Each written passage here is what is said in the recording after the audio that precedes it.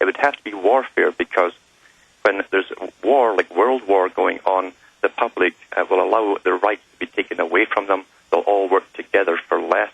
They'll eat less food and rationing and so on. And they have a common purpose, a common cause.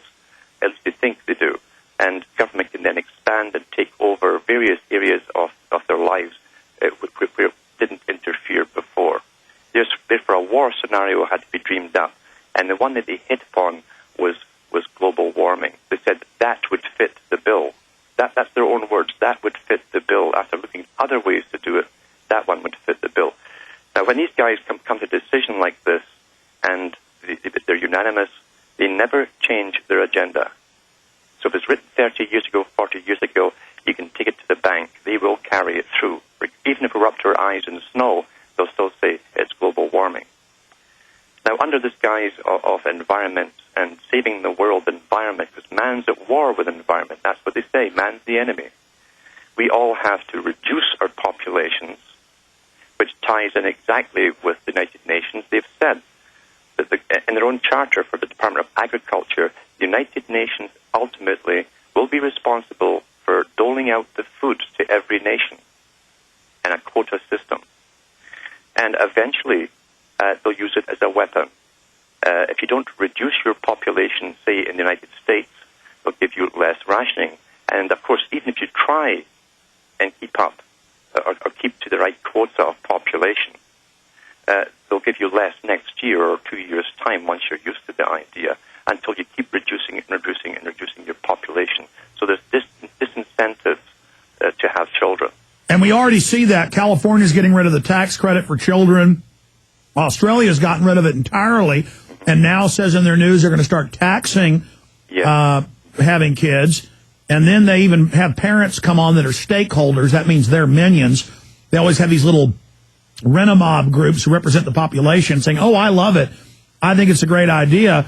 And I had the British scientist on last year who was all over the news calling for wartime rationing of food and water and carbon footprints, water footprints, to have laws to make us skinnier, not eat as much, being fat is bad for the earth, even being a few pounds overweight. They say you've got to be rail skinny. So a total tyranny, and he's hailed as a great guy, and I had him on, and, you know, he basically said, yes, we're going to control everything you do and have carbon rationing on eating food.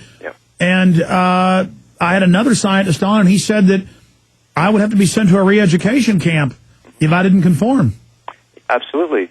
They've been using techniques like this for years on children at school. And now it's to go into the adult world as well. And what they're training us is that we have no privacy, of course, that government inspectors can come into your homes at any time, regardless if you think you own it or not, and put restrictions on you. Unisex bathrooms. All of this is about destroying all privacy, all identity, anything that's associated with normal biological activity in the species must be destroyed. Anything, in other words, that you would naturally fight for, they're training you not to fight, but just to acquiesce and give in. That's the whole key to we're getting trained. And under the threat of environment, the catastrophe, then they're going to use this. They're already using it, of course, to come into your life in every single aspect of your life, right down to what you eat and how much you eat. And are you eating meat? The Royal Society put out a report the other day. Now, the Royal Society is an incredible society. It's got a royal charter to exist. And every famous scientist that's ever existed was a member of it. But it also has listed openly in its own records and history that it was the first totally Freemasonic scientific institution ever set up. So these guys literally, again, are part of the big think tanks. They help plan the future on a political, a socio-political basis. And they have said that we should stop eating red meats. Now, what's the Royal Society doing, telling us to stop eating red meats, you see, until you tie it in with their agenda, because we find that H.G. Wells, in his book, Utopia, and he was an earlier member of the same organizations, he said the world will be vegetarian, completely vegetarian worldwide. You find the same thing in Toffler's book, Alvin Toffler, the big futurist, the pal of Newt Gingrich, who gave out his book to every congressman in the U.S., and it's called The Third Wave. And in it he says, the world we shall bring in will be vegetarian, and it must be so. He doesn't say why. So right down to what we eat, vegetarian diet and all the rest of it, it's all planned for us, and under saving the environment, they're going to force us off protein, believe you me. Because, why protein?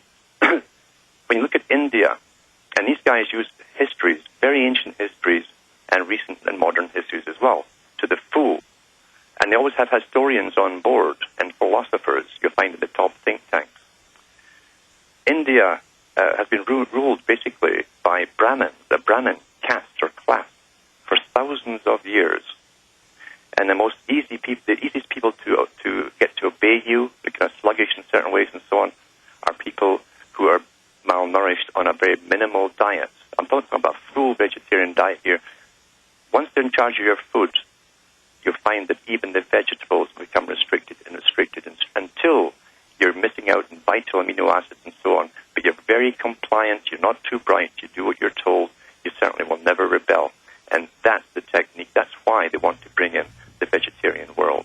And of course, they're very advanced in genetic engineering, and magically they continue to change the different structures of GMO, tomatoes, potatoes, corn, where it sterilizes all the guinea pigs and rats and other rodents they're feeding them to. And I've had top genetic engineers on saying they believe this isn't by accident. No. So they're going in and making the very food we eat sterilize us, and we then see the sperm counts dropping, fertility in women plunging. We're the globalists, have been in control of the West. We see the death of the West with on average a 1.3 replacement rate. Please continue. Yeah, they've weaponized the food. And you see, again, in this world, the world that they decided they were going to bring in an awful long time ago, they said, and this even came out in the Cold War and different books and so on, they said that no truly big international corporation dealing in technology or science could be allowed to be free to go its own way. They even said that the Cold War would be won with those countries and nations with superior sciences. Now remember, food comes under warfare. It always has since ancient times. Monsanto and all these big boys that have an ear to presidents and prime ministers across the world, once again, a special ear, I call it, dictate to governments as to what they want, and they always get what they want. Now, they're part of the military-industrial complex when you go into the history of Monsanto and the chemical industry and Agent Orange and all the rest of it that they've used in past times. You don't bring hundreds of top genetic scientists together that formerly were working in the only places they could work, and that was in the warfare industry. You don't bring them together to make a better carrot or a better potato.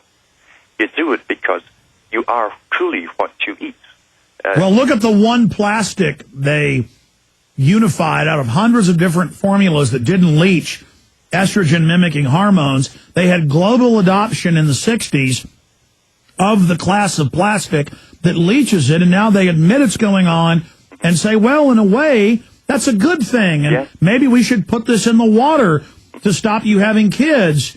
And they put this on the news now, and the yuppies go, yeah, do that to those poor people, not knowing they're under the gun as well. So that's one of their master points, is making kind of the low-level minions feel like they're part of this predatory power trip. But expanding on that, if you look at the GMO foods, again, it's been confirmed to be sterilizing people. I want the population to understand that we're not just saying this. This is really happening. Go ahead. Well, plus you have this whenever you get something that you would think would be a crisis, like the males of the West being 80% down on sperm count, and what's left is almost immotile. It's not moving. And every year, for 50 years, departments of statistics like the United Nations and Britain and Canada give these same statistics. Oh, it's dropped even further. Then they go in they'll give the stats on different kinds of cancers that have exploded since the 1950s as well. And this is all normal now. There's no crisis made about it. Well, how come there's no crisis made about it?